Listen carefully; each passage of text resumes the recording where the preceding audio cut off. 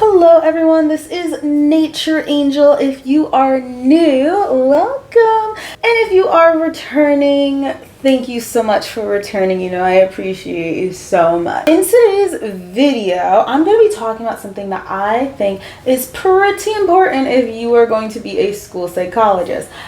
And if you are going to do a job interview, I would listen in carefully because I actually had this as a question when I was applying for a job. The question was, what is the difference between a 504 plan and an IEP? So if that sounds interesting to you, well then keep watching because I'm going to break it down.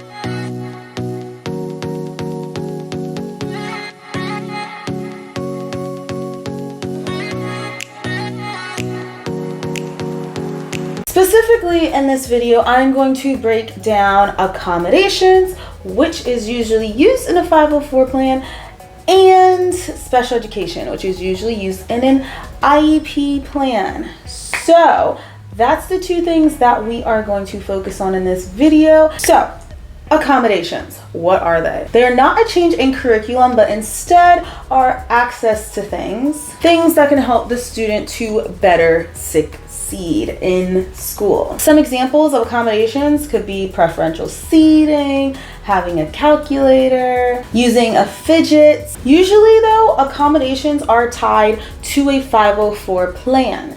So if you're wondering what a 504 plan is, a 504 plan is something that is put in place for students to allow for equal access to education. So an accommodation is not going to change the curriculum and what they are learning, which is why, like, if you add a calculator for when they are doing math, you are not changing the math they are learning. You're just giving them a tool that they need to better succeed and have access to that equal education due to a disability that they have. To help you understand even more, let me give you an example, and I'll give you an ADHD example. Let's say a student is in school and they have ADHD and they have a 504 plan for that. An accommodation that they may have is having a 5 to 10 minute break in each of their classes. Let's say the student's in middle school. So maybe in each of those classes, they get a 5-minute break where they can go walk the hall really quick, come back to the classroom.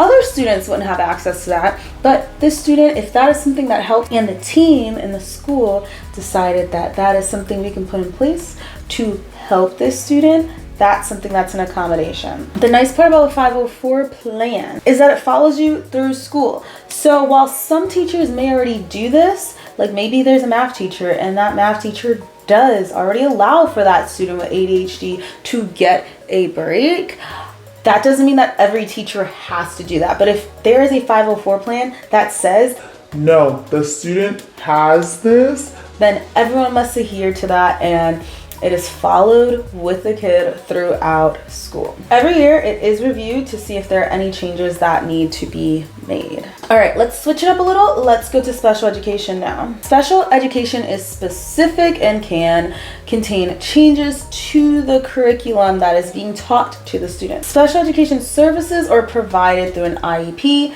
which is an individualized education plan. Some of the categories that you may know, I'm just going to name some. They are not limited to this, but OHI, which is other health impairment, ID, which is intellectual disability, SLD, which is specific learning disability, autism spectrum disorder, speech and language impairment, and there are others as well. There's ED, emotional disturbance or emotional disability. Those are just some of the categories. Let me give you an example so that you can see the difference between how an accommodation is used in schools versus how special education is used in schools. A student may be taken from class and put into a small group or one-on-one, and they could get that every day. They could get that a couple times a week. It all depends on what the plan is.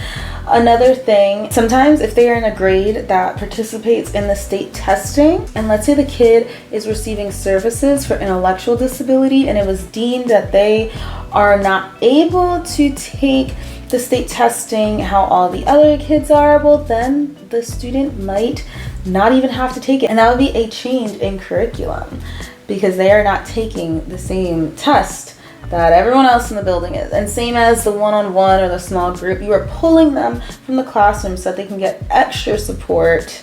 And they might even have a modified assignment, depending on, again, what the special education team came together and decided on. So I hope this helped, but to get a better picture, let's play a little game where I'm going to give scenarios and we're going to see if this is an accommodation or special education, okay? Are you ready?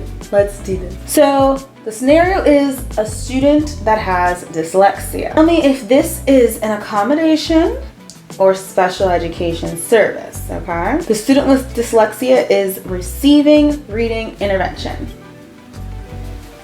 That is special education.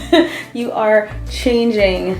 There's a change in the curriculum, right? All right, let's do another one. If a student uses spell check,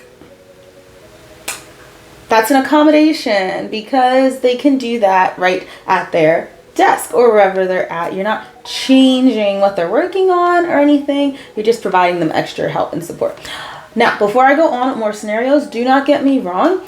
A student can receive special education services and also have accommodations in there. So a kid might have, let's say, ADHD, and when the team comes together, there are things that are going to help them. That is a change in the curriculum, but also accommodations as well. It's a combination of both. And depending on the team, you guys are the ones that are going to decide on what the student needs and what's going to help the most. But I'm just giving some traditional examples to kind of help to better understand what the differences are. Let's keep going. Second scenario is a student that has autism spectrum disorder. So this student has a visual schedule. Do you know which one that is? Accommodations. Yes. All right, let's do another one. If a student is getting social skills group, so the student with autism spectrum disorder is receiving social skills group. That I would say is special education because they are probably being taken from their class and pulled so that they can have better social skills, and that is a change. All right, reduced workload for the student that has autism spectrum disorder.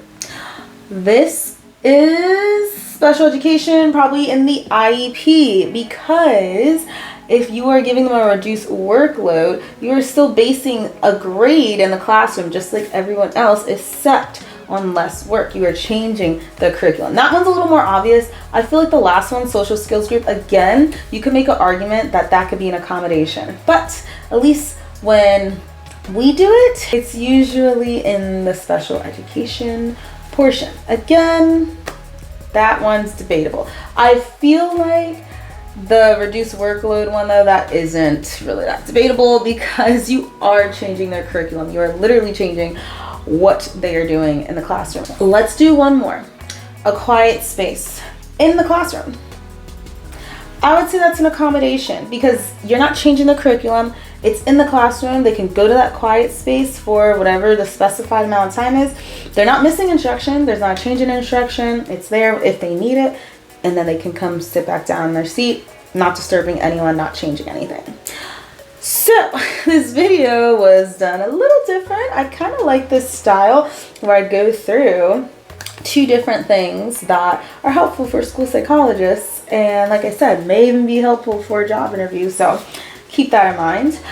And you can definitely shorten it, but I think giving examples of the differences between accommodations and special education are helpful.